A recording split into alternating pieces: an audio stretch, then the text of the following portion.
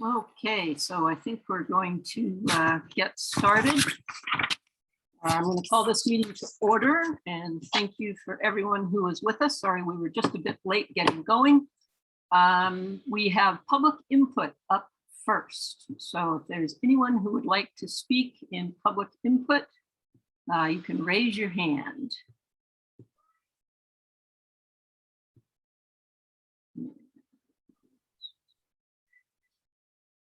I'm not seeing any hands raised, but I'm going to wait a bit because we've had a few technical troubles. And okay, well, maybe there's no one who wants to speak in public input. Okay, so we're going to have our meeting, which is done by Zoom tonight, as has been for the pandemic. So anyone who is here who wishes to speak or be involved, this meeting is recorded and your voice and likeness and identity will all be recorded. And if you're uncomfortable with that, you have to step away. And if you have any questions about that, you can talk with our Deputy Corporate Officer and find out more information. So hopefully that works. Okay, now with that said, I'll take a motion to approve the agenda. Okay, Dirk and Terry, and we are approving it as it exists. All in favor? Okay, great. All right, we have a couple of delegations tonight. First, I would like to welcome Cezary Kazayak to speak to council regarding the seniors project. So Cezary, the floor is yours. We are here.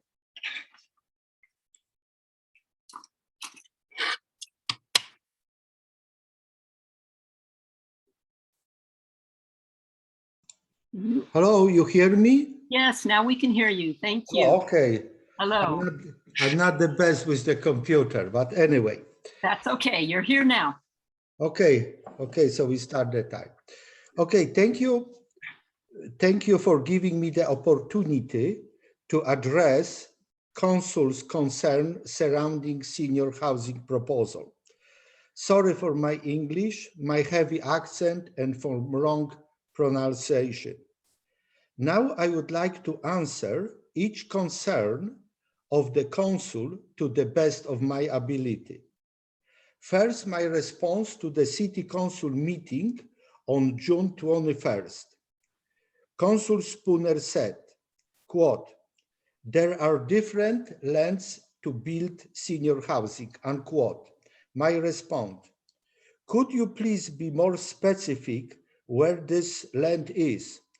I only know one, the former Cook Avenue school location." Consul Luis said, quote, many different opportunities to build senior housing, unquote.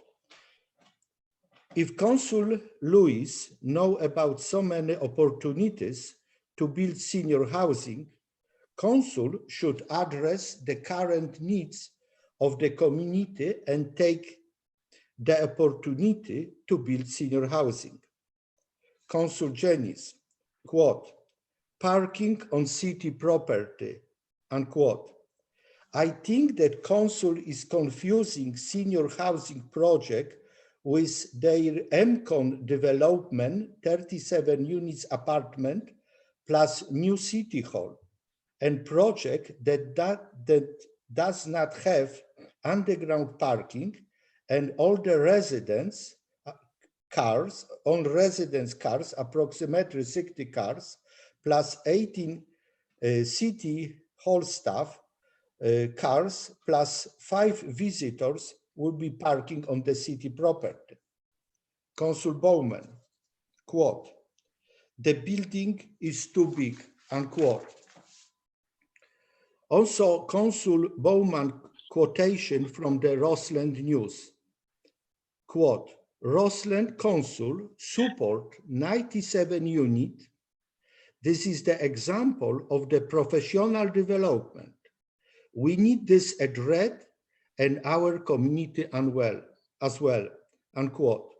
So 40 units is too big, but 97 units is okay. One local senior asked me to find out if this is true that Consul Bowman managed properties in Rosslyn that are owned by Jeff Busby, director of Brandes Investment. Mr. Busby and his company are the major partners on the Red Mountain and maybe microflat 97 unit development. If this is true, maybe this is the conflict of interest. Consul Andy Morrell, quote, "Not enough senior for 40 units," unquote. I recommended Consul inquire at Insington Park Lodge about how many people are on the waiting list and why they are not adding any further applicants to the list.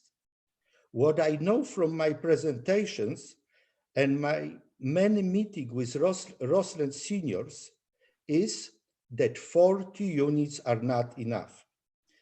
Next Consul concern is that will be big traffic. Perhaps you are confusing the proposed senior housing development with the 37 unit plus new city hall, which does not have a traffic study and never had. I have no idea how this project was approved without a traffic study. The senior housing development has a proper traffic study as per Rosslyn bylaw, and according to engineering, traffic is not problem. Looks like these rules does not apply to every development, and in my opinion, this is the double standard. Consul Terry Miller, too big and traffic problem. For Consul Miller, and 5-story, 97 unit building with 2 stories of parking underground, including office space plus restaurant, is not too big, but 40 units for local residents, for local seniors is too big. Mayor Cathy Moore, too many units and too big. Also, I have quotation of Mayor about the 97 units on Ski Hill. Quote, "It is an interesting and exciting project," unquote. Rosslyn Senior asked me to answer the mayor respond to the local seniors letter. Number 1, senior housing is in a neighborhood of single family residents, unquote. What about the 37 unit plus city hall? Are they surrounded by high-rise buildings? Number 2, it is exceed the height restriction, unquote. The 37 units plus city hall building is 4 stories. Senior housing has underground parking and also 4 stories. Maybe the city is using a different tape measure for these 2 buildings. Number 3, parking for guests. I don't understand what is the problem. My response, where is the guest parking for 37 unit at Emcolat? Number 4, senior housing would have a huge impact on the existing neighborhood, and council must consider all residents in town, unquote. What's about consideration of the 350 residents who ask for referendum or Rosslyn seniors? Number 5, snow storage problem. Seniors building has a frontage of 300 feet and is 26 feet deep, plus undeveloped Cliff Street that is 27 feet by 120 feet. Where is the snow storage for the 37 units and City Hall. I think that snow will be hauled away by trucks, and who is going to pay for this? Taxpayers. I suppose it would be cheaper than hauling all contaminated soil to Osheshedia. When Jackie, and distinguished Rosslyn citizen, make her presentation to Rosslyn City Council on August 9, in support of senior housing development, Council make 2 comments. Number 1, Council Spooner, quote, "For tango, you need 2, unquote. I agree 100%, but if I go to dance tango, I would like to achieve success, not total failure. I do not think that, number 1, the idea of changing the city reservoir into a swimming area using taxpayers' money would be a success. Number 2, being against the 350 people who signed a petition requesting a referendum on the building of the new city hall on contaminated soil is not democratic success. Undertaking construction of 37 units, a new city hall on contaminated land, when we now have to pay for the most expensive excavation in Rosslyn history, is not example of success. Supporting to hire a lawyer with taxpayer money to stop a project being undertaken by the Rosslyn citizen when this project is in line with the City of Rosslyn development permit requirement. Rumor, I said rumor is that because the Rock Cut development is competition to Caldera project being undertaken by the ski hill, that this is the reason it was stopped. Can you please verify this? Number 2, next council concern was that I, as the developer, I'm greedy, and that by building more units, I want to make more money. I have this land and I want to do something good for Rosslyn. That this make me greedy? I was 9.5 years old when my father passed away, 12 when my mom passed, and my sister passed away before this. This tragedy did not stop me from finishing university with master's degree. After this, I emigrated to USA with $350 in my pocket. Reagan was president, and this time he was not in favor of giving free lunch and affordable housing. I worked hard, finished college in London, Ontario, and now, thanks to God, I am successful. I have enough. I'm comfortable. I do not have to be greedy. I can easily sell this land. Rosslyn land is very expensive. I hear that my neighbor in Iron Court recently sold 2 single-family lots for $500,000. Council also mentioned concern surrounding utilities. We all know that utilities in Rosslyn are old. For example, fire hydrant on Thompson Avenue do not have enough capacity to extinguish any fire, even in single home. Maybe City Council should start a discussion about how to fix this. By fixing this problem, would benefit all residents on Thompson Avenue and surrounding area, but also that proposed senior housing.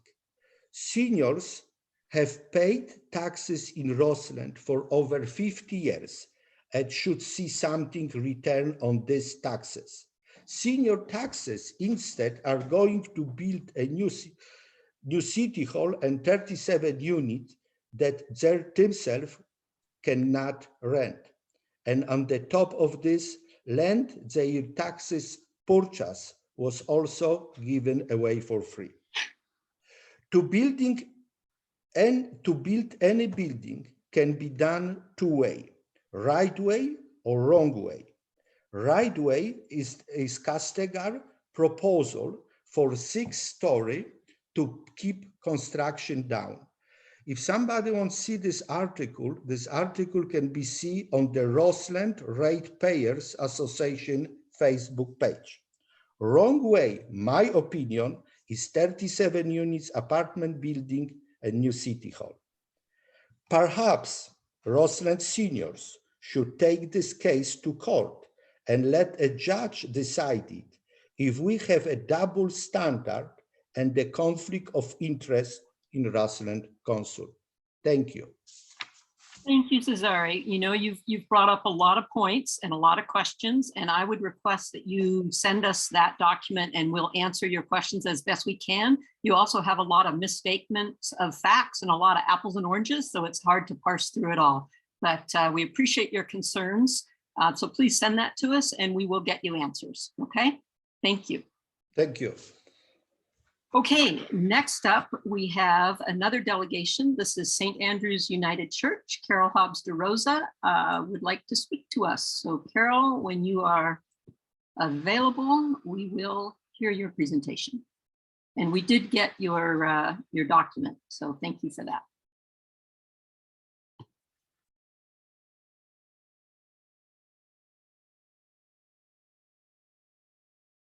There you are. Hello, Carol.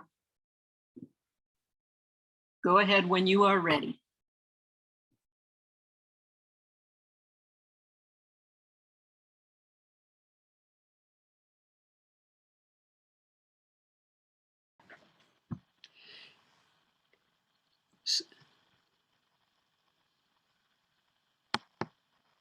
Sorry, the coming on board as a panelist took a few moments. Yes, it does take a little bit, but you're here now and we're happy to see you. So Yes. Thank you.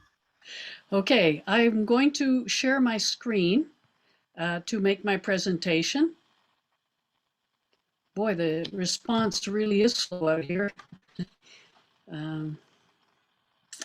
So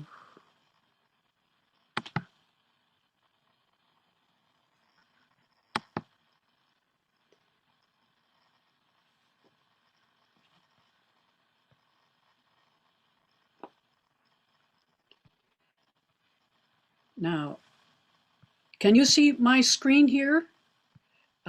It starts, we live, work, and play. Yes, we can see it. Okay, thank you. So I want to acknowledge, first of all, that we live, work, and play on the unceded territories of the Sinixt, the Syilx, and the Tonacha peoples, who have lived and cared for and lived in harmony on this land for millennia. I am Carol Hobbs de Rosa, as Kathy said. I am a trustee of Communities in Faith Pastoral Charge. That is the name of our congregation. We belong to the United Church of Canada. And our congregation, SIF for short, has two churches, St. Andrew's United in Rosslyn and Trail United in, obviously, Trail. So just to give you a little bio of myself so you can place me in the community, I've been part of this community for over 45 years. I think the citizen participation in the community life and the great volunteer contributions are a signature of quality in Rosslyn. So how do I fit into this picture? I was a director of Rosslyn Credit Union for a decade, along with John Harrison and Gordon Player, to name a few. And I was president of the credit union for 3 years in the 1990s. I have participated in the organization of junior soccer and helped run orienteering events in the town. I'm a member of the Kootenai Columbia Trail Society, the museum, and Blackjack Ski Club, and I am a very passionate downhill skier. I also support the West Kootenai Friends of Refugees, who sponsor and mentor refugees making new homes in Canada.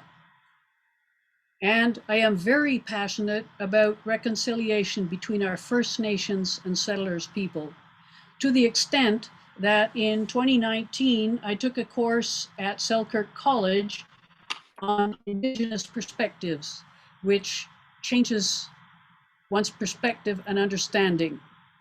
So that's a bit of my background. My request here on the sheet that you're looking at is that the permissive tax exemption for St. Andrew's United Church include all the land of Lot A on which the building sits, as has been the past practice.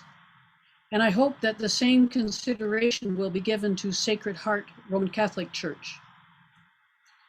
I watched the videos of your council meeting August 9th, and my understanding is that the principles and reasons for your decision to take away the exemption on the land are based on the following factors. Generally speaking, the city is seeking to maximize its revenue, and also the city encourages high quality of life and a stable community by supporting specific organizations with permissive tax exemptions. And specifically in our case, the case of the churches, the residential school history has hit Canadians very hard in the last handful of months with the finding of the unmarked graves on the Kamloops Indian Residential School and the Cowessess First Nation of Saskatchewan and other places. And another factor is that a permissive tax exemption for the municipality affects and reduces other taxes collected, like regional, hospital, school, police, and so on. So those are the factors that I thought were behind your decision. The reasons for St. Andrew's request are as follows. The first one is looking at an interpretation of the statutes. So in the community charter, statutory exemptions speak to a building set apart for public worship and the land on which the building stands, if the title to the land is registered in the name of the religious organization or the trustees. We certainly meet this definition. And permissive exemptions are in relation to properties that are exempt, like buildings for public worship, for an area of land surrounding the exempt building, and so on. I think St. Andrew's exemplifies the meaning and distinction between the statutory and permissive exemptions. St. Andrew's United Church building and land consists of the building sitting on Lot A. The church also owns the adjacent Lot 5. Lot A, which formerly were lots 1 to 4, have always had a full tax exemption. Lot 5 is separate and is not tax exempt, but it could be considered for a permissive tax exemption. We have not asked for that. And as I specified in the summary that I sent you, we pay taxes on Lot 5, and we have a license of occupation understanding with the city in consideration for passage of sewer and placement of snow. In my interpretation of these statutes, Lot A falls under the statutory exemptions for both building and land on which it sits, and that Lot 5 would be the permissive exemption category, which we are not using. And I'd like us to think about how we live in our houses here in Rosslyn.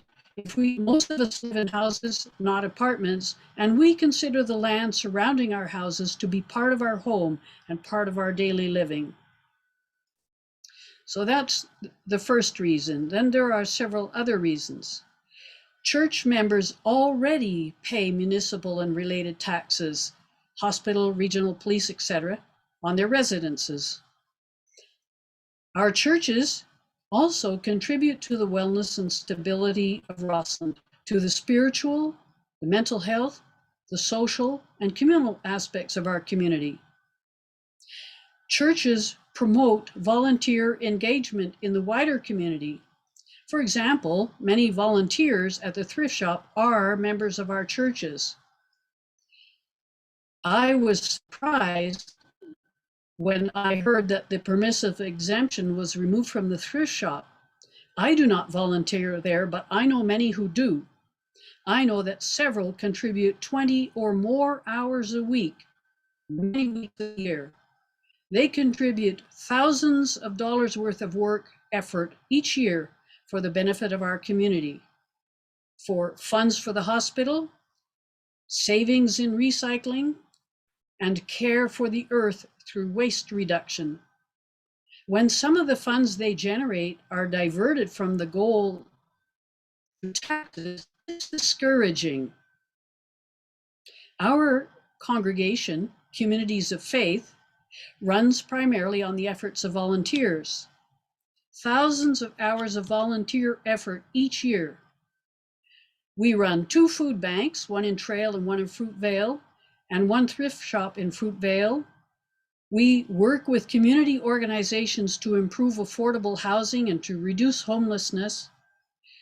We struggle financially, and every donation or financial relief, no matter how small, supports and encourages our volunteers.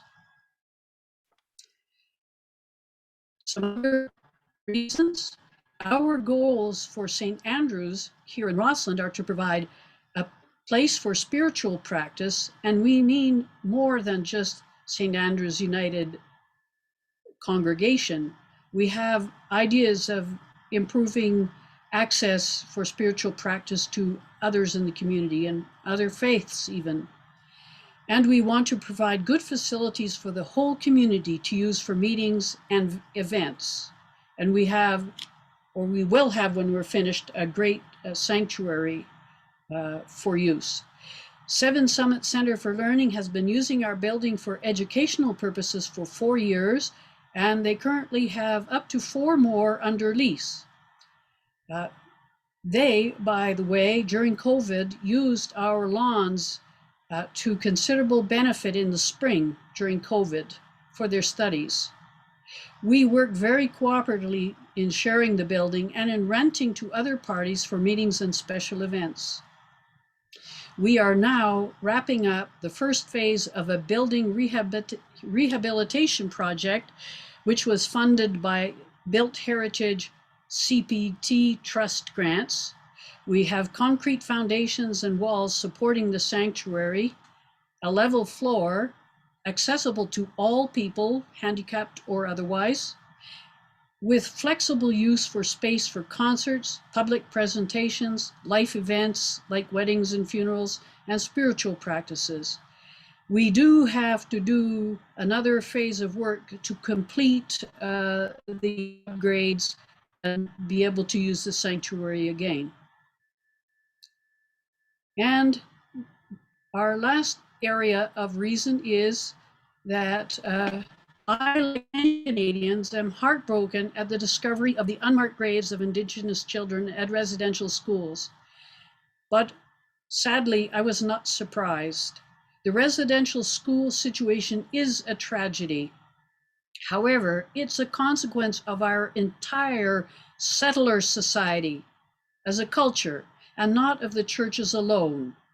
It has its roots in the Bylaw report of 1844, which recommended centralizing control over Indian matters, that children be sent to boarding schools away from their communities.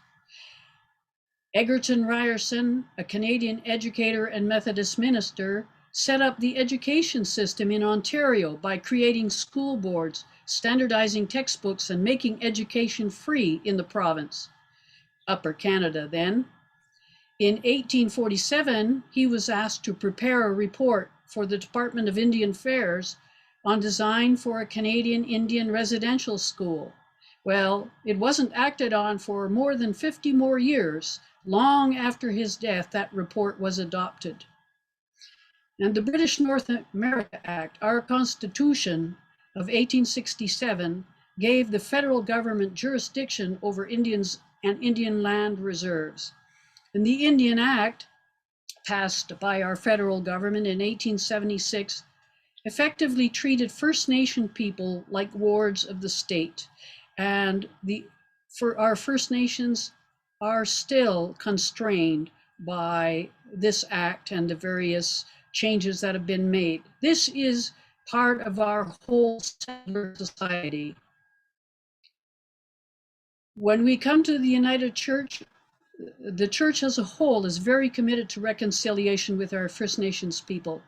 The United Church was responsible for 15 residential schools, which operated between 1925 and 1969. In 1986, the General Council of the United Church was the first organization in Canada to respond to a request of Indigenous peoples to apologize to them for its part in colonization. And in 1988, 2 years later at the next council meeting, the Indigenous Church, our All Native Circle Conference, part of the United Church, acknowledged that apology and expressed its hope that the church would live into its words, which the church is trying to do. In 1998, the church apologized specifically for its role in the Indian residential schools, and since 2008 has been very actively engaged in the Truth and Reconciliation Commission of Canada. The United Church Archives have provided all its residential school records to the Truth and Reconciliation Commission and to First Nations, and its archives are open for research without cost to Indigenous communities. The United Church has also made full payment for the agreed upon restitutions. So this is testimony to our efforts at reconciliation, even though there's a very, very long way to go. It wasn't until 2008 that Prime Minister Stephen Harper apologized on behalf of the Government of Canada for residential schools. It was 2008 to 2015 that the Truth and Reconciliation Commission of Canada was set up to document the history and the lasting impacts of the Canadian Indian residential school system on Indigenous students and their families. And in 2015, the TRC issued a summary 94 calls to action regarding reconciliation. We locally are also trying to work on becoming much more aware of our relations with First Nations. Two of us took this Selkirk College credit course on Indigenous perspectives 2 years ago, and there are others in our church who are planning to when it becomes available again post-COVID. So in summary, I urge you, for all these reasons, to grant tax exemptions to the church buildings and the land upon which they sit, because I think the statutory exemption actually covers this intention. Church members already personally pay taxes such as the municipal, the police, hospital, and so on. Volunteer work builds up a community with great heart, makes a happy place to live, and contributes thousands of unpaid hours to the general well-being of the community. Please encourage the volunteers. St. Andrews is working hard to make its facility available for the use of the whole community, and the United Church is a leader in working towards reconciliation with our First Nations. This concludes my presentation. Thank you, Carol. Council, does anyone have any questions for Carol? This item will come up on the agenda quite shortly. I'm not seeing any hands up, so all right, Carol, thank you very much. That was very informative. Okay, So, I would be glad to field anything by emails later if that would help anybody. okay, thanks. Okay? Thank Thank you. you. Okay, next up, we have adoption of some minutes and committee recommendations. So I need a motion for the minutes of Committee of the Whole on August 9th. Mover and a seconder. Dirk and Janice, any comments to those? All in favor? Okay, and then we have minutes of the public hearing on August 9th, the mover and a seconder. Terry and Andy, any comments to those? All in favor? Okay, and last one, the minutes of the meeting, the regular meeting held on August 9th, mover. Janice and Dirk, any comments to that? All in favor? Oh, Janice has a comment. Yeah, I did notice that in item A, in staff reports and updates in the museum, we have in the minutes that Councillor Bowman made the motion and I seconded and it was defeated. In fact, I made the motion, he seconded and it was still defeated. So it's just our names were just transposed where we wrote that down. So Okay, thanks. With that correction, I'm going to call the question. All in favor of adopting those? We're all good. Thank you for that. And those kind of almost sort of clerical things can always just be sent to staff in an email too. So that's fine. Okay, next up, we have request for council decision, permissive tax exemption 2022 through 2026, bylaw 2763. This is recommended for first, second, and third reading. And so first of all, we have just heard a delegation on this. If anyone wants to make comments or changes, now would be the time. Go ahead, Janice. yeah, I really appreciate that Carol took the time to come and do that presentation and provide us with some more information.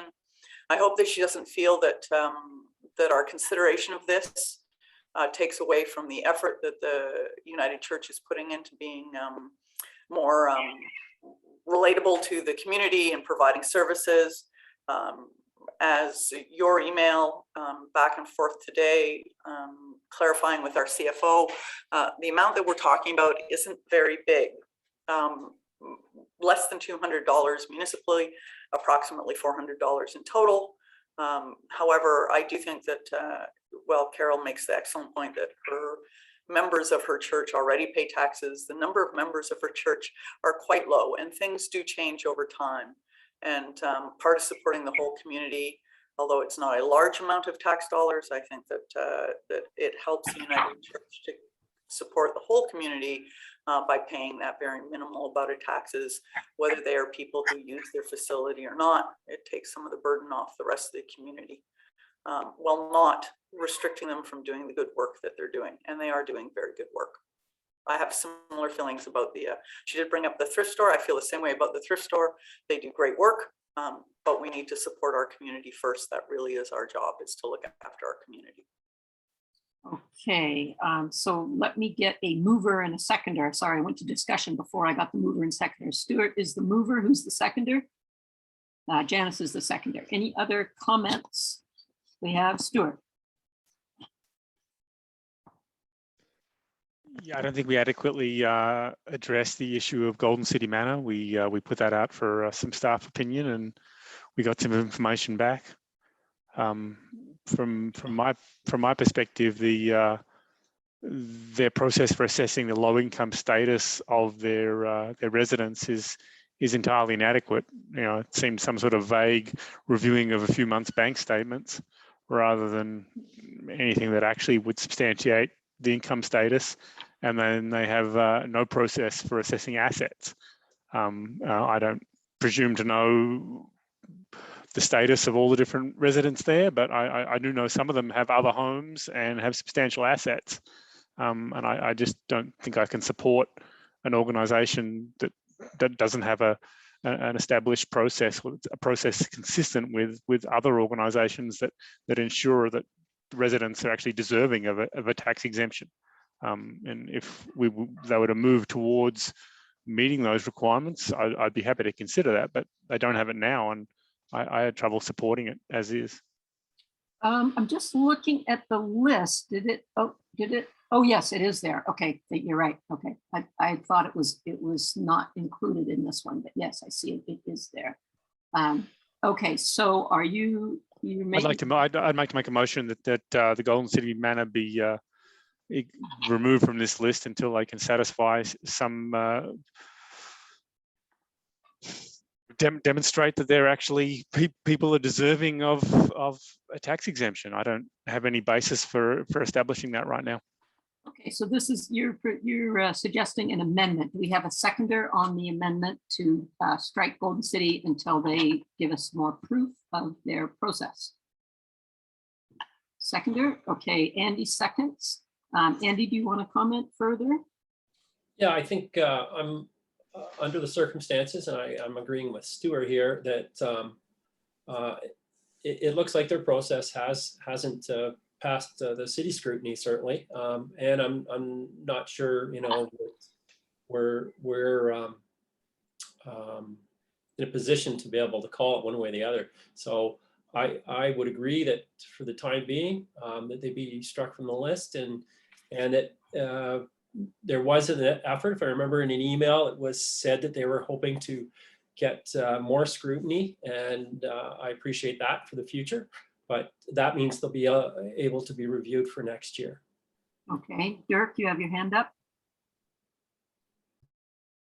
Yeah, I think given that this is a rather dramatic change in their direction, I suppose, I would not support this, but I would say that the tax exemption should only be for 1 year, and that they'd need to bring it up to a standard. I think I just worry that it could present hardship to some folks in there that are dependent on the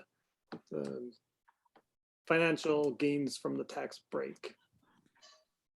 Okay, so they were up for, hold on, looking. Yeah, they Janice were was up next. for a multi-year exemption, right? No, they were actually up for just 1 year. That's already in there. That's 1 year. Am I reading that correctly? I think I am. They're looking for, it's an exemption right now for 2022 only. So they are being requested to come back. We don't have to amend anything for that. What we would do is defeat the amendment. Okay, now for the moment, I've lost my screen here. So is there anyone who wishes to speak? Oh, Janice, you have your hand up. I'm back. Yeah, okay, thanks. Yeah, I think we, you know, we have received, our CFO did some work with Golden City, and we have received some updated information from them since our last meeting. They are working towards, they have, I think the information was that they had increased the annual income slightly that hadn't been increased since the 1970s. And they put a restriction on total assets at $100,000, which sounds like a lot, but isn't really anymore. So I'm happy to continue working with them to firm up their process and give them another year to get that in place. I think it's a volunteer run, generally a volunteer run organization that provides much needed rental accommodations for low income seniors in Rosslyn. And I wouldn't want to do anything drastic to remove that opportunity without doing our due diligence first. Okay, great. Thank you. Anyone else want to comment on the amendment, or I'll call the question? Chris. Very same as Janice. We put our hands up for 1 year for the same purpose, was for them to come back to us with more information or better information. So, you know, I'm happy to leave 1 year stand. It would pose, I'm sure, some hardship on that organization, and it does house all seniors regardless of their income. Okay, Stuart. I apologize if I wasn't paying attention. Can staff just update me on what Janice just said, and if that's exactly if there's any more information there? I'd just like to know exactly where we are with, you know, the standards that are being worked at with the Golden City Manor. Janice did correctly state what's been going on, but staff, you want to, Mike, are you there? You can comment. Yeah, sure. So I did chat with Maureen with the Manor, and their board was looking at amending essentially like an asset threshold test for next year that was currently being explored at $100,000. They were going to work through their board at that, and that was the latest update. And there is the pre-existing threshold of you have to have an income of like less than the $45,000 per year. The audit is, they look at 3 months bank statements.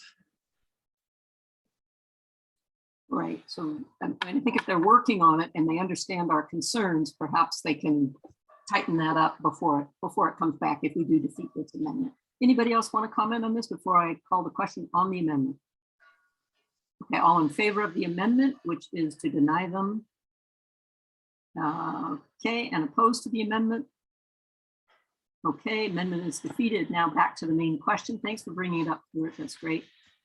Back to the main question, which is we accept the list first, second, third reading as presented. Any comments on that? Are we voting or are we commenting? Okay, I think we're voting. Okay, all in favor? Okay, and opposed? No one opposed. Okay, okay, there we go. All right. Now we have a request for council decision, zoning amendment bylaw 2766 and OCP amendment 2767. This is for the old city hall building at 1899, and this is for third reading. So as we know, it is city hall only, and we're awaiting Ministry of Transportation approval unless Stacy's going to tell us we got it. Stacy, tell us. Yep, we did just get it today. So we have received ministry. So that means this bylaw could be adopted. Oh, okay. Okay, so so we can do third reading and adoption tonight. Okay, so shall we? First, we'll take the OCP, the OCP amendment. Let's do third reading. A mover. Janice and Andy, any comments? All in favor of third reading? Okay, how about a mover and a shaker for adoption? OCP amendment on City Hall. Terry and Chris, any comments? All in favor? There we go. Good. That was timely that came in today. Now we have the zoning amendment. We'll do the same there. Third and adoption. We can do both. Mover, Janice and Chris. Comments? Nothing. Good to go. Vote. Okay. And adoption. Mover, Dirk and Andy. Comments? All in favor? Okay, good. Well, moving right along on that. That's excellent. Okay, so now we have a tree management bylaw. This is for first, second, and third readings. And this we will, it's called 2769. Can I have a mover? And Janice moves it, and a seconder, Chris seconds it. Okay, do we have any discussion on this? Staff has done quite a bit of work on this, and it could go quite well. Janice. Yeah, I have a couple of very small things that I'd like to see amended a bit. And we did receive a letter from a member of the community.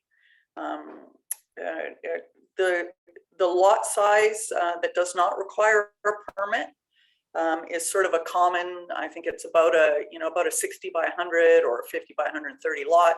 I would say that lots of 100 by 100 are very common in Rosslyn. So I'd like to see that expanded a bit. Allow us to maintain the quality of life and the livability of our community around trees, while also giving homeowners the ability to do necessary pruning and removal without going through a permit on their own private property. And the other thing that I did note that was also brought up by our resident who sent us the email was about the types of replacement trees. In the bylaw, it does say no cottonwoods, no aspens, although there are some cottonwoods and aspens that are naturally occurring here. I'd just like to see us have a bit more professional list of what kind of trees we can use. He did bring up the idea of Norway maples, and I actually have two of them in my yard they're lovely and mature, and there's not a freaking thing that grows underneath them. So yeah, having some sort of having some control over invasive species, again, to keep the livability and the enjoyment of our properties where they should be for long term. I think that we could modify that a little bit.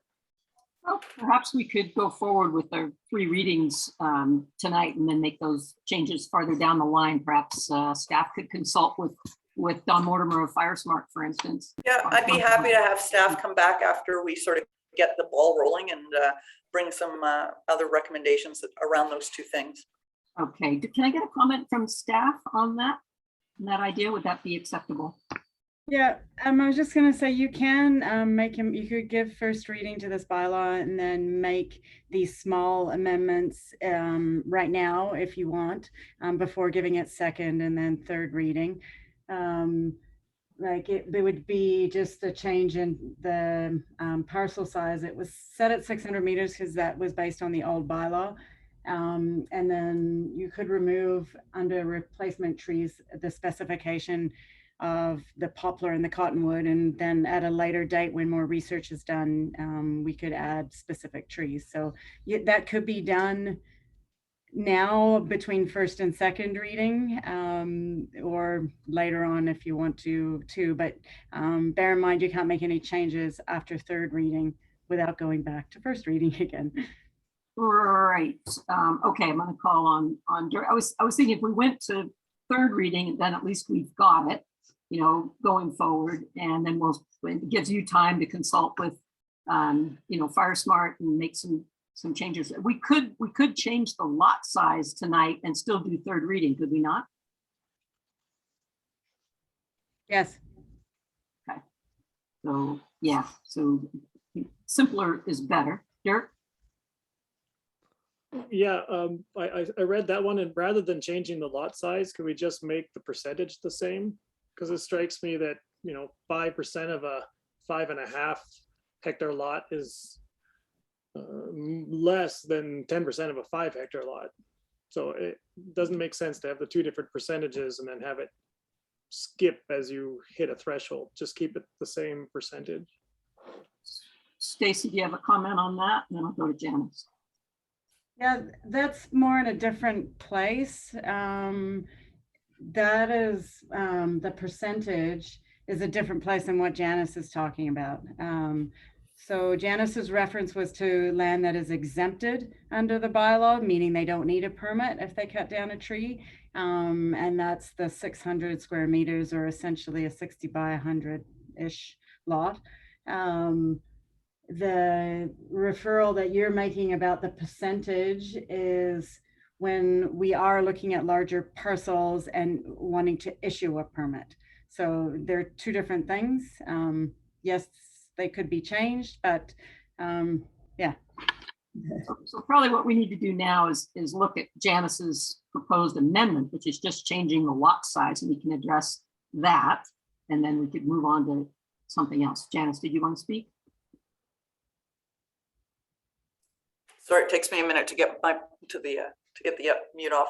I do like Stacy's idea about also taking out the cottonwood and aspens until we get some, and then do a bylaw amendment once we have a thorough idea of what sort of native species we might want to encourage as replacement trees versus invasive species. I thought Dirk would like that idea. So your amendment is to change the lot size and then just delete those two references to the trees, with the knowledge that we'll come back and address it when we've refined it a bit, perhaps with Fire Smart input. Right, to expand our prescription on the replacement trees. Right. Stacy, do you have any other comments about the changing the lot size, making bigger lots? No, I mean, really, it was based on the previous bylaw, and there was, you know, quite a large consultation that went into that. So yeah, it would just mean that people with larger lots in Rosslyn, like larger than a 6,000 square foot lot, wouldn't need to apply for a permit to cut down a tree. So it is administratively heavier. So obviously the more lots that are exempted from the bylaw, the less administration. But then in theory, that could result in more trees being cut down without a permit. So there's that. Okay, I'm going to go to Andy. Just to potential put a that's the maximum. Anything above it, would it be 9,000 or 10,000 square feet? Anything above that would require permitting. Yeah. So right now, it's anything above 6,000 square feet requires permit. Gotcha. Or 600 square meters, which is a little over 6,000 square feet. But. Right. Okay. Yeah. I mean, you know, part of what we're doing is, you know, keeping the aesthetics of our community and making it attractive. And I don't know if we want to give people more latitude to cut down trees than we have already. Okay. Anything else? Anybody else want to speak to anything? Okay. Oh, Stuart, did you come on? No, you came on with having dinner. Okay. So first up is the amendment. The amendment is 2 items to change the lot size and delete the specific mention of trees. I'll call the question on that. Support the lot size. All in favor of enlarging the lot size? Okay. And opposed? I'm opposed. I like the smaller lot size, but that's okay. That passes. What? And what's that? What size? 100 by 100 square feet? Janice had a, what was it? 60 by 100 or 100 by 100? Yeah, I think I said 100 by 100. I know I can think off the top of my head of, probably 25 lots that are 100 by 100 that I know of personally. So I think that covers sort of some of those larger lots that have the house perched in the middle of it. But then anything beyond that, so once it becomes a triple lot or a quadruple lot or something actually easily subdividable, then we would be able to look at them, and there would have to be a permit so we can make sure we retain quality of livability in the neighborhood if there's additional growth going on. Okay, so the amendment passed with the larger lot size and deleting the specific trees for the moment, with the intention eventually we will get back to that with some expert advice on that. Okay, so back to the main question.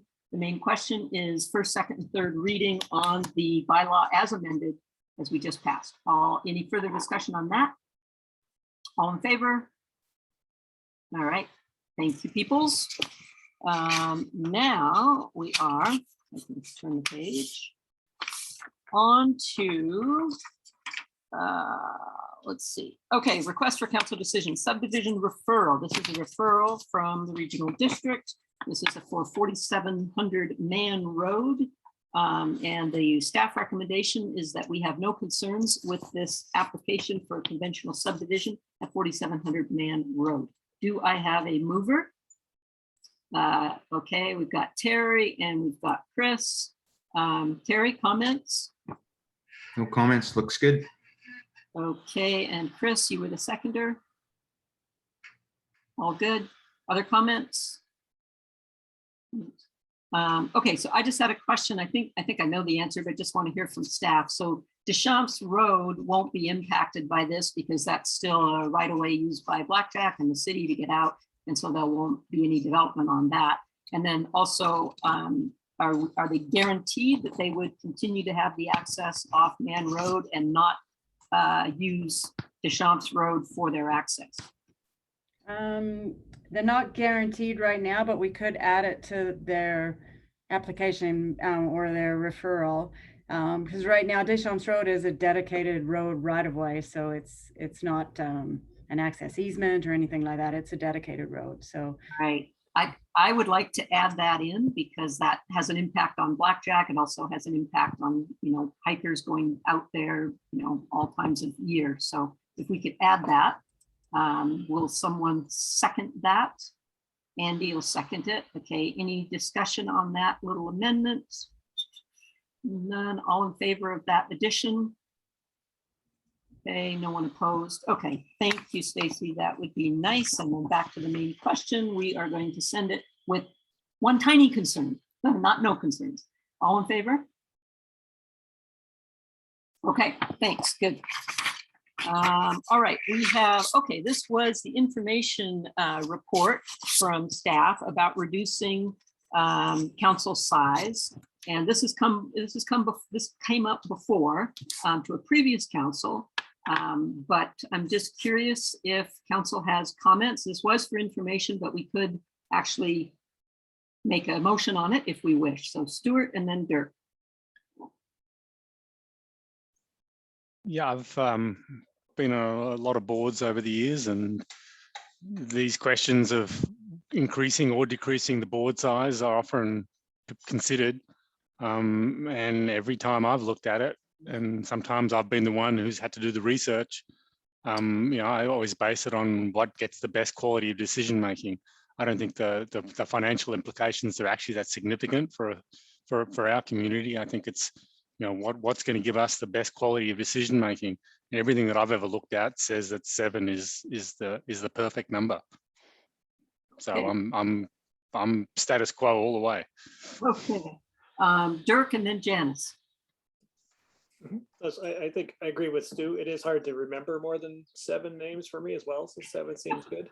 And it does seem like we are pretty much in the average if you pull out some of the anomalies like Whistler and Revy and Kimberly. I mean, we're sitting there with a pretty median number of residents per counselor. So yeah, I'm keen to leave it the same. Okay. Janice. Yeah, I think that the number that we have, reducing that would reduce the diversity and the representation that we have for the community at the decision-making level. Our community is growing. Our workload for council members will only increase. Reducing council numbers by almost 30% when our community is growing by 10% doesn't make sense to me. Saving money at a reduction of capacity of council also doesn't seem to support the community in the long term. And I think that increasing the workload and having lack of adequate representation for all residents will make it ever more difficult to attract candidates to council positions. And we're already sometimes challenged with that. So I don't want to see us do anything that makes it even more difficult to have people serve their community. So I am with Stuart firmly on the status quo. Okay, great. Terry and then Andy.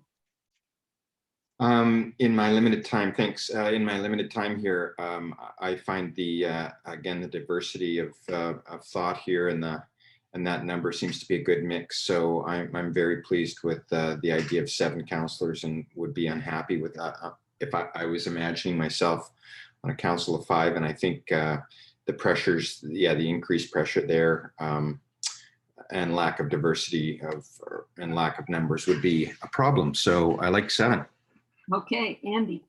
Just to add to one thing that Janice had briefly mentioned there about committees, that the workload is substantial, and that I think it's important to recognize that those committees are important in our community, and for us to provide that representation from council and the city in general is a priority, and it's important. And then trying to focus all that extra work down by paring down two councils just doesn't make sense as well. So I'm not in support of changing it. Okay, Chris. Thanks, Andy. You stole all my thoughts. He's such a mind reader.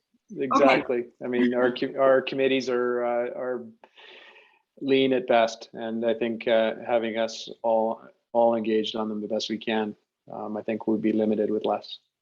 Okay, well, that's great. Well, I'm glad we had the discussion on it, because I think it is important. It has been raised a number of times in the community by various people. And I think it's good to have the discussion, and it's good that everyone is quite aligned. So that's good. Andy, do you want to say something else? Your hand's up. Yeah, I do at this point too, and included in Ryan's staff report, I was pleased to see some recognition of the remuneration that council and mayor get, and I think it's important that within the next year that we review that. I've had a couple of people mention to me that that we aren't really representing the true workload in such low remuneration. And when you look at other neighboring councils and communities relative, I think it can be an issue. And I know that there's people that I've talked to who I've asked to consider running, and they said they couldn't afford to. So, give up their day job or whatever, for whatever reason. Remuneration was one of the issues. So I think it needs to be considered. And I know it's always a sensitive subject, but we talked about making sure that the CPI is built in annually, but I think it also makes sense for us to make sure that we're in line with other organizations, so that we're not looking to be unfairly treating our council and our and mayor in this case, and just aligning a little better and truly representing the workload that we're all underpaid for. That's a good point, and I don't want us making motions on the fly, but if you would put that in a notice of motion, and it could get onto one of our upcoming meetings, because I think it's something, you know, we're going to go into an election year and there'll be a new council coming, and so this could be a good time. I think Brian or Mike, somebody wants to speak in. Yeah, this is Brian real quick. Yeah, so in our current remuneration bylaw, we have a provision in there that there's a base rate that gets extended, increased by CPI every year. And then in the year of the general election by April 30th, we do a full review on that. So this is why this is coming, because we're actually starting to set up and think about 2022 election stuff right now, and this is the first step of that. So there will be a report coming earlier in January in regards to council remuneration review bylaw. Oh, perfect. We don't need them. So no motions required. All right, thank you. Thank you. That's great. You guys are ahead of us. Okay, so now we have a request for council decision. This is on the CEA Game Changer Grant, which is very exciting. So the motion is that we approve the draft agreement for the Community Energy Association to develop Rosslyn Home Energy Leadership Program. Who wants to move that? Okay, Janice moves it. Dirk seconds it. Discussion there. Janice. I just, yeah, great opportunity. I noted that the program would provide up to 2,000 hours, and our proposal is for 400 hours. Is staff comfortable that 400 hours will be enough to get us where we need to be with this? So the 2,000 was for the program as a whole, and there are a number of other recipients that'll be announced. Our plan is to use that sort of 400-hour capacity to leverage it into a number of other funding opportunities. So both ourselves and the gang at CEA are pretty comfortable that we'll be able to leverage that into like additional funding and support. Thank you very much. I misread that a little bit. I did know though that we're almost doubling our staff capacity for this project by taking advantage of it. So great job, staff, for getting that, and looking forward to the results. Yeah, that's really good. Other comments? Dirk? Yeah, I personally, I'm in the throes of a deep energy retrofit, and I think that this is a really key ingredient to moving town forward. The only thing I'd point out is that $100,000 for a deep energy retrofit on a 100-year-old home, not a realistic number. Yeah, good point. Okay, the other thing I would note is that on page 81, the contract does not specify how many days notice we're required to give the contractor if we wish to terminate without cause. They have to give us 60 days, and I'm not sure what we have to give them, but I think you guys will probably work that out. We don't have to decide that tonight. You can decide it. So, okay, anything else on this one? Call the question, we approve it, we're excited, all in favor? Great, and great job, staff, for getting this. This is really exciting. Okay, now we have a request for council decision on museum culture days. I would first like to know, is the museum planning to go forward with this event, given the newer restrictions that have come down? Do we know? Hello, Christy. Hi. Yes, so the new restrictions are still allow for outdoor events and pass-through events like this. There are some limitations, but they do have to follow all the COVID protocols and create a COVID safety plan once again. Okay. Okay, so the motion from staff is that we approve it for the 25th and 26th of September, but that we do not approve the generator. So, well, let's take them as two separate things. So first, that we approve it, subject to the COVID restrictions in place at the time.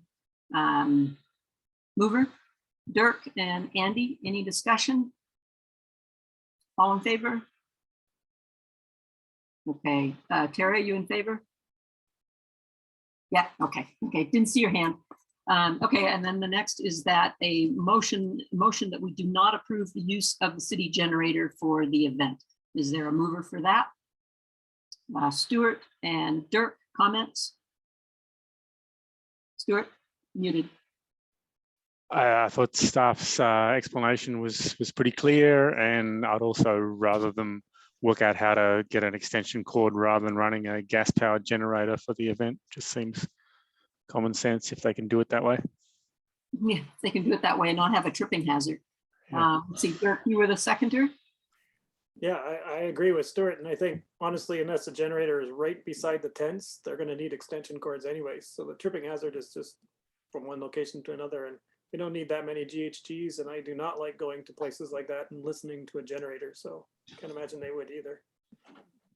Okay. And it's also possible that they're not even gonna need it, right? They don't know whether they'll have people that want it or not. Okay, so all in favor of denying the generator?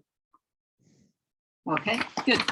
All right, council decision, invoices paid. Okay, lots of money spent in August. And does anyone have any comments or questions on any of those expenditures? No, have a motion to approve them. Janice and, so no, Terry's the only one who didn't put his hand up. Chris. Okay, okay, all in favor? Okay. Now we've got a couple of information reports. So we've got the Midtown construction report and we've got the photos. Does anyone have, it's always great to get those reports, I think. Does anyone have any comments or questions about those reports? No. Okay. Oh, Stuart. Yeah, I'm just the overages on the excavation, and you know, it seems predictable.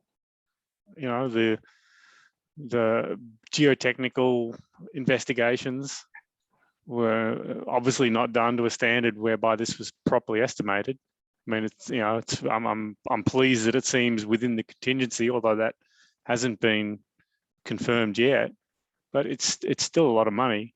And I'm just wondering if there's any accountability there. I mean, why didn't we, you know, I mean, it's not even we, I guess we're partnering with other people who are responsible for it, but it just seems like, you know, we're just passing over you know, a $400,000 oopsie there, and you know, that doesn't sit well with me.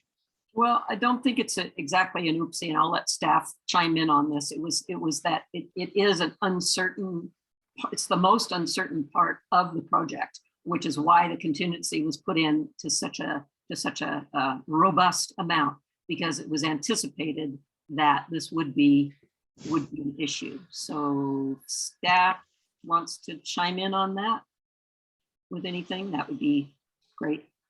Yeah, no, there's no further comment on that. I just, when we go through a development process like this, we have so much money from the pre-design phase as well to do geotechnical reports. So basically, this is just the way that the project was tendered, the pricing came in. So it was a lump sum, it was a low price. And the reason it was a low price is because we weren't quite sure exactly what it was going to be. All other contractual obligations in this, in our tender are not a lump sum price, but are mostly it's like a spec price. And so there is no chances for contingency increases unless there's a significant scope change of the project. And this was definitely the uncertainty of the project, which is why the contingency was mostly going towards this project, which we all knew we would have some type of problems on this. But we had significant test pits and observation holes conducted as per geotechnical reports that we had previously looked at previous council. So we kind of went, how much more can we plan until we actually go and tender and do the work, and then the money is going to be the money, and just depending on if we count for it in the budget or account for it as part of the contingency. So we chose the latter. Any other comments? Oh, Andy, you got your hand up. Thankfully, we're sharing that cost. Okay, so nothing to vote on there. It's just always for information. There will be another meeting of the committee tomorrow, and there'll be more updates coming after that on a regular basis. So we're going to move into members' reports. I'm going to start with Janice, because she's got information for our meeting tomorrow with the UBCM minister meeting, which we are all invited to join. You're supposed to call in 15 minutes early, so that's 3:15 tomorrow to get on that call.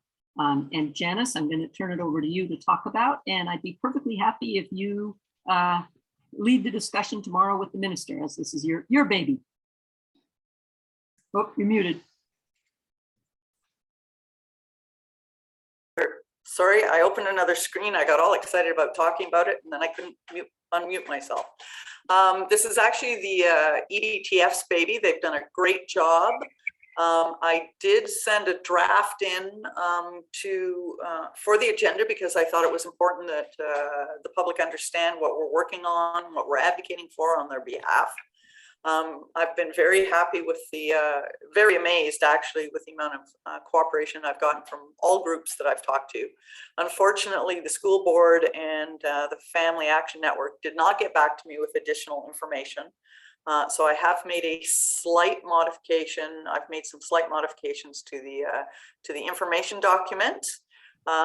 It's really not much. CBAL had given us some information about the number of kids over the last 4 to 5 years registered with the Ministry of Education. I had talked to the school board because I thought we could go back a little further and see a bit more growth.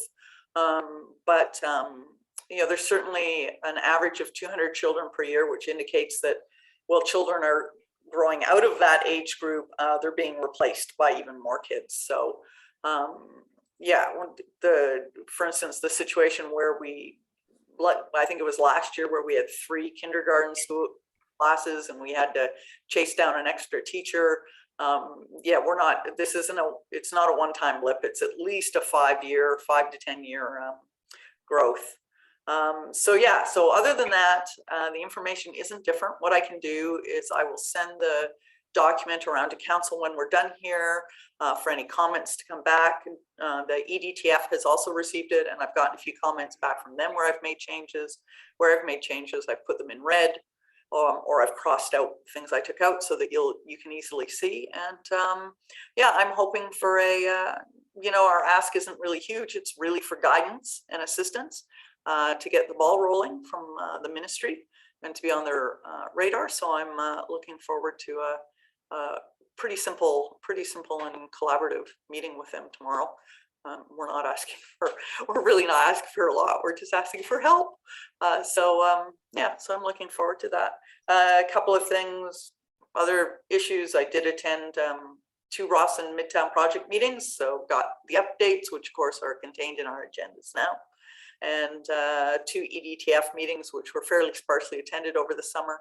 But in the next upcoming meetings, we will be hosting a representative from LCIC and also a representatives from the Chamber of Commerce, so that we can ensure that we're fitting into the regional model of economic development that's going on appropriately, and so that they understand that our focus is on Rosslyn and what we're working on. So yeah, so that's what's going on in my world. Thanks. Any comments about the information for the ministry for the meeting tomorrow that you have right off the top of your hat? Yeah, I can attest to how difficult it is to find good childcare here. So I think this is timely. It needs to be done. Yeah, I agree. Minister's probably going to ask what building we can put childcare in, or what partners we have locally, right? Well, you know, that's kind of why I put we don't have the capacity municipally to run a childcare. And, you know, really, even if I think that even if we attract individuals who want to do in-home daycare, which a number of those already, you know, if we got 4 or 5 other individuals who understood the need and the ability to do that here, I mean, that would be, you know, anywhere from 20 to 32 kids. Gosh, that, you know, that's almost a third of the kids that we're currently serving. So our percentage is very low. There's a demonstrable need for additional childcare. It's not just anecdotal, for sure. Yeah, for sure. That's great. Hey, before we go on with members' reports, I totally spaced taking the vote on the check register. So I'm really sorry about that. So I got to the part about anybody have questions? Nobody had questions and I just skipped on. So can I have a mover and a seconder for the check register? Janice and Stuart, any comments, any questions? Let's vote. All in favor? Thank you, staff. Okay, so let's see, back to Terry. I'll go to you next. Sure, thanks. Just been continuing to look at the work done by WSP on the OSP, so attended those meetings and gave some feedback on the vision statement, and hope we've got some more refinement with that. I have been one unsolicited bit of information I took on the development process for a residential lot in town, as well as a phone call that I received from one of the another developer in town, and was told that there was no representation of developers during the OCP, so any of the fair processes. And I talked about all the different opportunities that there were, but I guess it's a question or a check-in with Stacy that we can take offline, just if there's during the OCP process, if there's anything that we might do to ensure that we've got that perspective on the OCP process. I think we're covered, but it came up and I wanted to bring that forward. I'm going to let Stuart make a comment here because I think it's salient. I think Don Thompson was on the advisory committee and probably gave voice to developers' perspectives on most things. Yeah. I thought there were some others that were involved too, but I don't know. Stacy? Yes, there was also a task force for those small task group meetings, and there was a group of builders, developers, and realtors on that. I don't remember exactly which ones were there, but there were several attending that task force group. Thanks for that. That'll be good. I'll loop back, and thanks for reminding me of all those things. And of course, Don's there. Yeah, good. Thanks.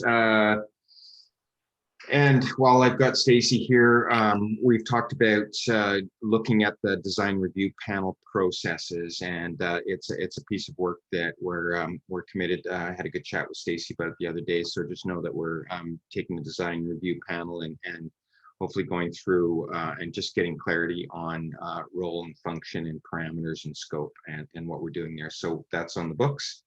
And then I was also doing some in contact with Diana Daghofer and the Mothers Against Harm and the opioid crisis. And I would like to make a motion here that we refund the $50 that was spent on the sign in town. And I'd be happy to, I don't know if this is the time and place, but I wanted to bring that forward. Yeah, this is the time and place, and I'm just gonna step away from this for a second, but you guys continue to discuss.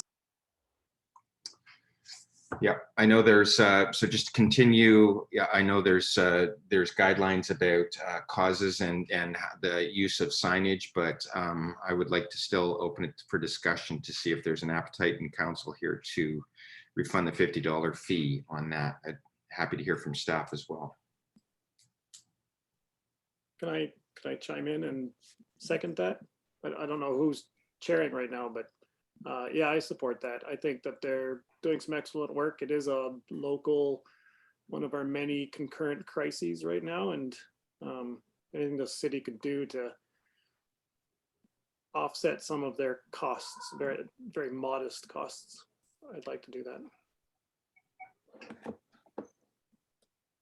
I also would like to agree with that. I think that when we established when that sign was built, and we looked at policy and usage, we kind of threw out a blanket statement that we weren't going to entertain exceptions. But this is a new council, so that was the last council, and we're in a position to take these kind of queries and make adjustments.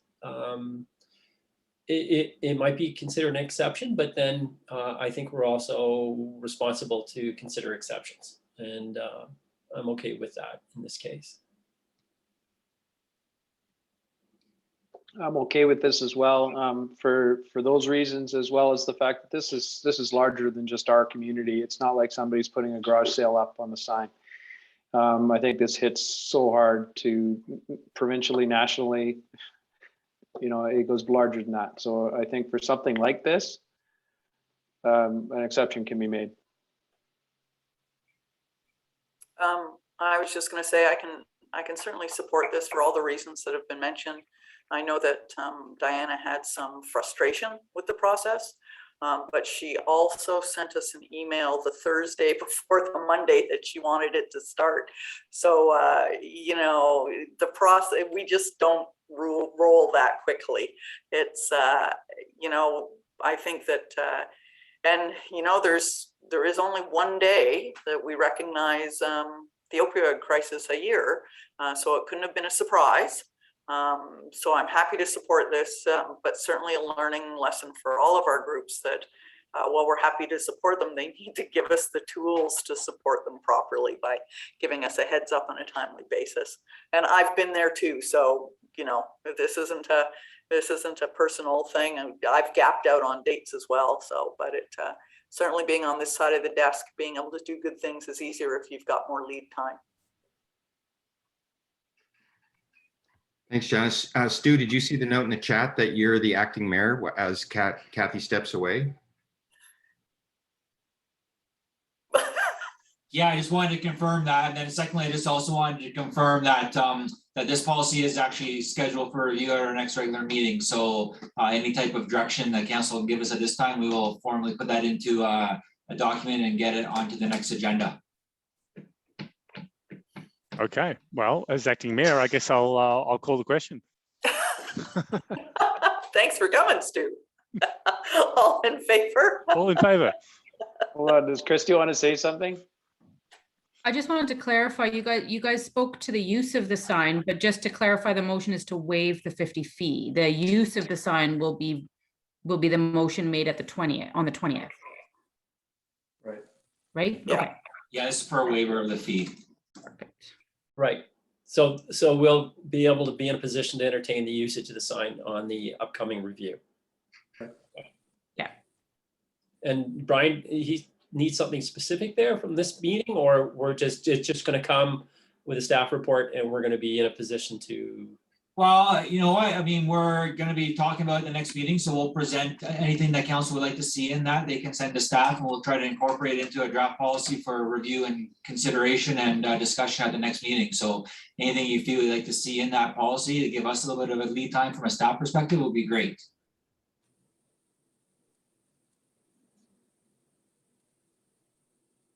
Council, I just need clarification. I've got that it was moved by Terry. Who seconded that motion?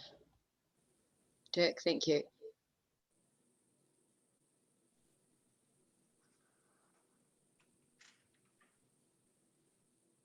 Okay, guys, sorry, I'm back, and I realize I did not say who was acting mayor. I'm really sorry about that. Honestly, I didn't know either. So anyway, okay, so we're done with that one.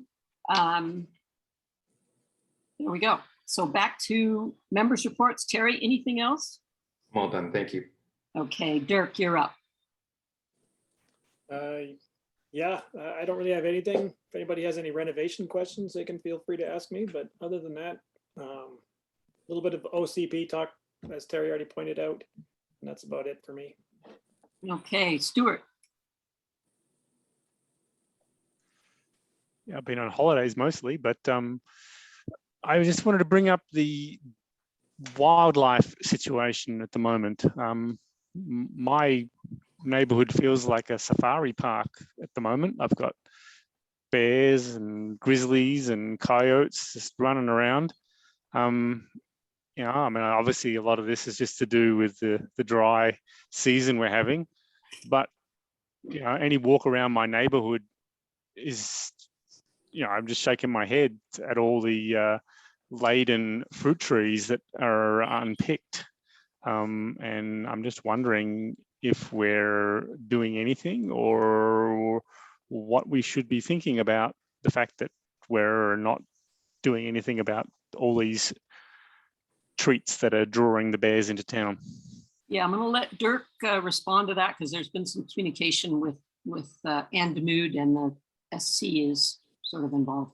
Yeah, I don't know specifics yet, but I have seen some emails recently that there is a gleaning planned in the near future, and the press has been fixed maybe by the city or by somebody else. So there will be a fruit pressing event. So it does sound like there is something, but certainly worth a official reminder to pick trees, because yeah, I think we need to get the word out there to the community, but the plan is that the actual pressing will be at Larry Dole's on the 11th. And I think Public Works was involved in getting the press somewhat refurbished. And then there's supposed to be hopefully another press a little bit later, and hopefully some community picking, but it hasn't been organized. And I think this did kind of get dropped because we didn't have an active person on the SC that was organizing it. The chair has recently resigned, and Jenna Fox, who was the one that did it last year, the last couple of years, also is no longer there. So yeah, I don't know. We've got to, Stacy, what condition our maps are in, but maybe I appreciate that there's, I appreciate that there's people that like, juicing, but, what about bylaw enforcement? What about removing all the trees that, are we actually going to do anything about it? I mean, the bears have been snacking for weeks. That's a bigger conversation. I don't think we want to just make a motion to remove all the trees at this point. I think we need to communicate to the public to get them out to pick the trees, but a lot of those trees are on city property, and hopefully there'll be an organized effort. Stacy, are the maps anywhere near up to date? The tree map? No one's gone out recently to do a survey of the map, so they're still the same ones that we had last year and the year before. So okay. Dirk, your hand was up. Yeah, just the tentative gleanings are not until October 18th, more than a month away. So I hear Stu, and I think it's important that people pick their fruit trees. I'm ridden and stepped in fruit-laden bear poop recently. Not the reason to stop it, but they're definitely out active and eating fruit.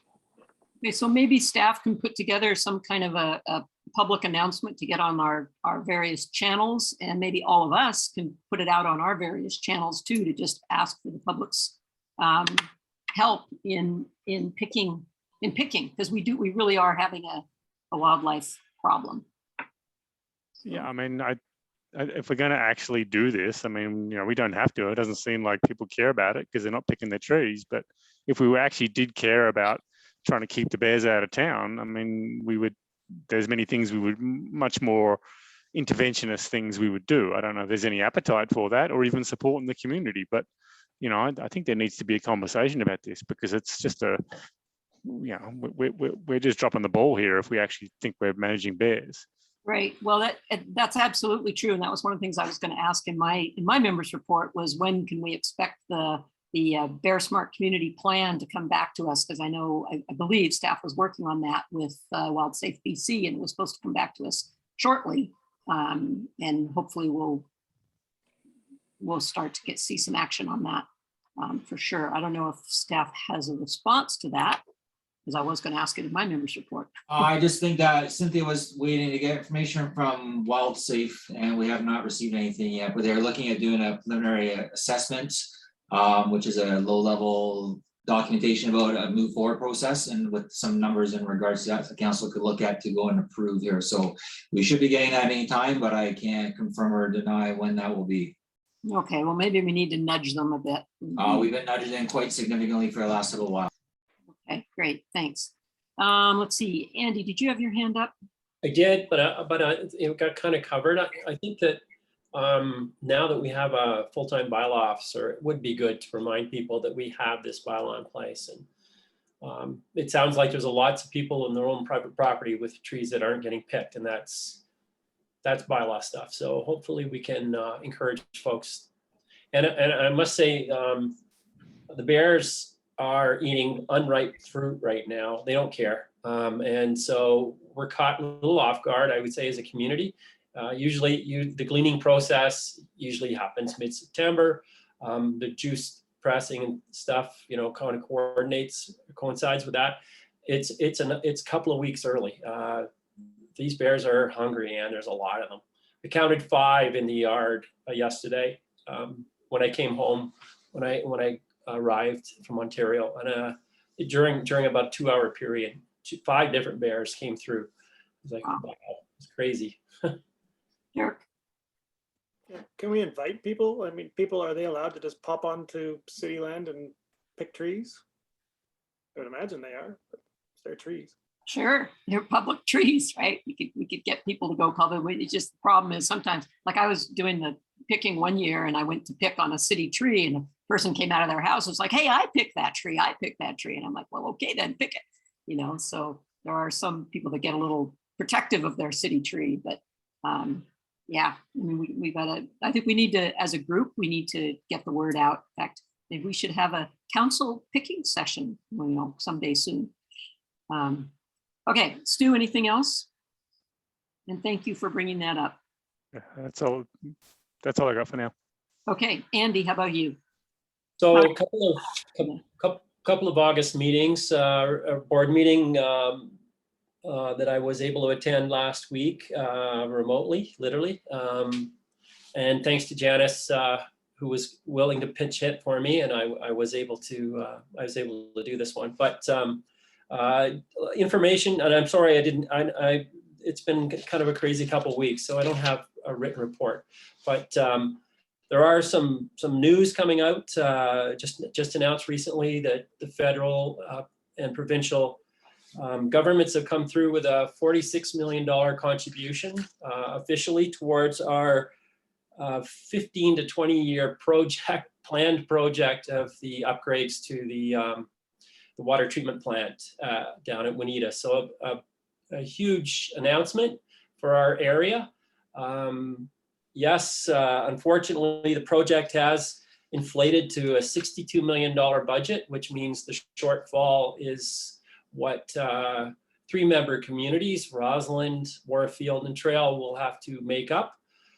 So it is going to affect our tax base, but the quality of the sewage treatment will go up substantially, and it'll be a major ecological improvement to the water treatment and the sewage that we provide to that plant that flows downhill to Juanita. So that's a big project. More details will be coming out. It's in process of being able to, the project will go to tender sometime in the near future. It'll be probably a 3-year project. It'll take a lot of energy, staff, and directors will be involved in helping to manage the project with a full-time staffed manager that we'll hire a contract position for that. The other thing that came out is that some other grants have been announced of late, and some of them we were successful of, and some we weren't. And basically, the upgrades to the McGillivray waste management site, our local dump down in Trail. We have major work to do towards dealing with our composting program that we're going to go ahead with. Unfortunately, some grant approval didn't come through for us on those. And the overall cost to waste management, solid waste management, is increasing substantially with projects that are necessary for us to move forward to meet regulatory requirements. And one of them is this project to get curbside compost pickup, which, of course, talking about bears, obviously has to be well thought out and managed in our community and adjoining communities too. So staff have come out with a recent report, and substantial monies are needing to be in support of these upgrades. And it likely will mean millions of dollars being borrowed as well to support these upgrades. I'll have some more details on that in the near future. Hopefully things are still kind of in transition there as far as numbers go. So we're still working out details. Staff will still working on that. So I will provide more written information in the near future. Lots of meetings this week coming up. Thanks, Andy. Welcome back, and I hope things are okay with your family situation. Thank you. Chris, you're up. Thanks. And it's been summer of time away as well as time here. And while I was here, Rosslyn Museum Gateway meeting on August 24th. The museum timeline, excuse me, I put my glasses on, can't see. Timeline has shifted forward a few months due to funding during an election year. So it was originally slated to commence in October and it's going to move to the spring of 2022, unfortunately. And we've got a bunch of fundraising opportunities out there, but it's an election year, so we're going to be a little slow in hearing back, I think. Unfortunately, we weren't successful in the ICIP grant, which was too bad. That was a big one, and hoping that some of these other ones are going to come through. Excellent fundraising through Selkirk College and with help from Rotary and some other entities. We'll know kind of mid-September if we're going to get some more. The Building Review Working Group, the designs are being updated as we speak, and they've been sent to the architect for changes. So you should see a 10-key design, 10 key boards for the upcoming open house, which the dates are forthcoming. Unfortunately, they had to cancel their golf tournament this year, but so we look forward to that again next year.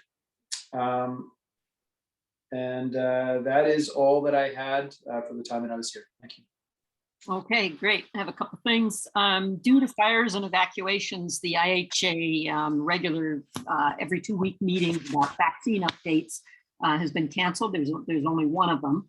I'll circulate the information when I get it. Really nothing new, still trying to encourage vaccinations. Fourth wave and the Delta variant are thriving, predominantly, of course, due to people unwilling to get the vaccine, which has been, there's quite a bit of frustration out there in the health community as well as in local government with that situation. And there's a talk about a lot of very stressed healthcare workers, which Terry probably has good insight into as well. Midtown transition meeting, the monthly report was included and nothing to add to that. Those will be regular. The museum meeting, yeah, Chris has handled it. Very disappointing about that ICIP. UBCM is coming up, as everyone knows. We have our one minister meeting tomorrow, and then next week after that will be UBCM. I think everyone got the notice that AKBLG in Radium was canceled due to COVID situation. I had the 100% renewable group meeting today. There's a lot of interesting things going on in some of our partner communities. Creston is thinking of coming on board, not with us specifically, but they might join some of our meetings. Solcan just adopted it, which was good. I'll write up some of the notes. Nelson has quite a few interesting things happening there. Tomorrow I'm missing a meeting that's with the Ministry of Tourism, talking about vaccine passports with the resort municipalities, because it conflicts exactly with our minister meeting. And yeah, OCP, where there was a few activities going on with that. I'm really looking forward to the draft when that comes out. And as I mentioned earlier, I'm really looking forward to the Bear Smart action plan, but I guess we don't have anything of that coming up yet. And I think, if I recall what Scott had mentioned, we should be seeing that traffic report coming to us soon on our next September meeting. I've gotten a lot of feedback from people that they really like the signs going up Washington. That's the speed signs right in the middle of the highway. And they're seeing that is actually working. So that's good. Also, I'm going to be organizing that SNIAC get-together that we talked about a couple of months ago with some of the local governments in town. So we'll figure out that. And when council wants to help me do that, we'll be doing something at the hopefully the Miners Hall. And I think that's it. So yeah. Anybody have anything else, or we will adjourn? Anything else? All right. Good to see all your smiling faces. We have no idea at this point. Oh, wait. Terry's got something. We have no idea at this point where we'll be on our September 20th meeting. We may still be remote, or we may be in person. Kind of depends on circumstances. But at this point, I'd say we're probably going to be remote. Terry. I forgot to mention, Dirk and I know that Dirk and I both listened to that 3-part podcast from Crested Butte, and on the, I think I sent it around to council. And anyways, just a little nudge, if you're, can put the headphones on and do some gardening or some apple picking with your earbuds on. It's pretty provocative and interesting stuff about mountain towns and how they're managing growth, et cetera. So that's a good one for us. That's great. And thanks for the reminder, because I wanted to listen to it, but I haven't. So, okay, that's great. Okay, anything else from anyone, or we're going to say good night? All right, motion to adjourn, done and gone. Bye, guys. Cheers.